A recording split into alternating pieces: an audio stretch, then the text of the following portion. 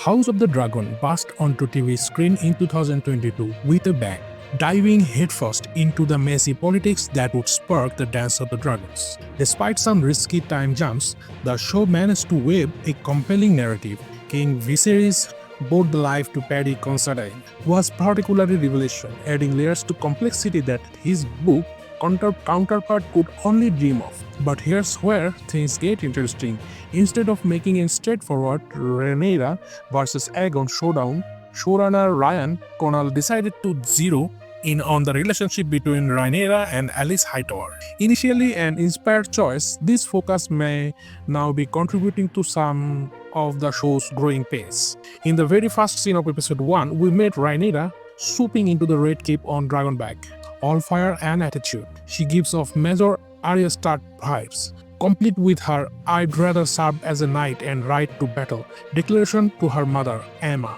This moment sets an unexpected expectation of a character who would challenge the particular structure of Westeros head-on, much like Rhaenyra Targaryen before her. However, by season 2, this version of Rhaenyra undergoes such a dramatic transformation that it threatens to become the show's biggest stumbling block. Targaryens are known for being bold, defiant, and touch arrogant. Young Rhaenyra embodies all these traits. She files of Dragonstone to retrieve the dragon egg Daemon's stole, disregards tradition when it comes to marriage and children, and thrives of her rebellious streak. Her chemistry with Daemon is undeniable, and her flea bottom show her eagerness to experience life beyond the Red Keep. Early on, she's political astute. She selects Sir Criston Cole for the Kingsguard based on combat experience rather than noble lineage. When Viserys forces her to marry Lane or Valerian, she bargains for Otto Hightower's removal as hand. This Rhaenyra has teeth, and she's not afraid to use them. So fast forward 10 years, and it feels like we are watching a different show.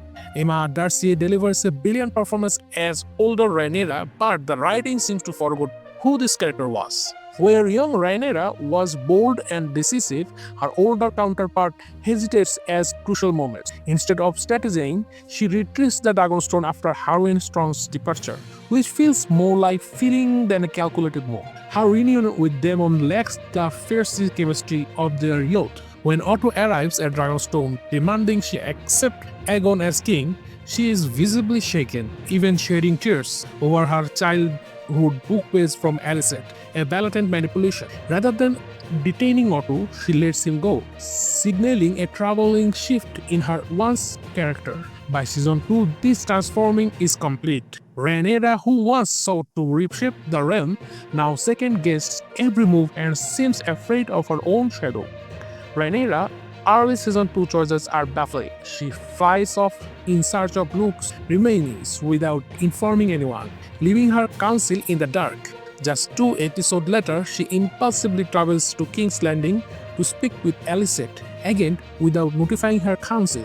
The once commander leader who would have damaged sword training for herself now laments to the Mazeria, and her advisors dismiss her. One brief glimpse of her old self appears in episode 7 when she considers sacrificing Targaryen bastard to the secure Dragon Riders. Yet, even this moment of Targaryen ruthlessness is immediately softened when she tells Corlys Valerian she hoped the knowledge of a new Dragon Rider would deter the Greens from war.